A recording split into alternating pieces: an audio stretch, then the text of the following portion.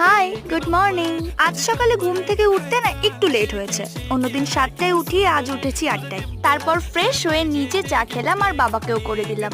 বাবা বাড়িতে থাকলে এটা আমার একটা ডিউটি। তারপর কুট্টুসকে এনে বাবার হাতে ধরিয়ে দিতেই ও বেচারা প্রথমে তো ভ্যাবাচাকা খেয়ে গিয়েছিল, তারপর তো বাবার মাথায় উঠে বসে পড়লো। কি বলতো, বাবা না প্রাণীদের সাথে খুব তাড়াতাড়ি ইন্ট্রোডিউস করতে পারে। তোমরাই দেখো কেমন কথা বলছে ওরা দুজনে। তবে ওদের সমালোচনা বোঝার সাধ্য আমার নেই। আর এদিকে দেখি মায়ের রান্নাও কমপ্লিট। মা কি রান্না করেছে বলি? এখানে আছে আলু পটলের তরকারি, মুসুর ডালের বড়া যেটা আমার মোস্ট ফেভারিট, সাথে ভেন্ডি ভাজা ও ডাল। ভাত খেতে বসে দেখি হিমসাগর আমও এসে হাজির হলো। পাকা আমের সিজন শুরু হয়ে গেছে, এখন তো রোজ রোজ আম খাওয়া চলবে। আজ অনেকদিন পর আমরা 4 জন একসাথে খেতে বসেছি। খাওয়া শেষে ঘর ঝাড়ু পোছা করে আমি গেলাম স্নানে।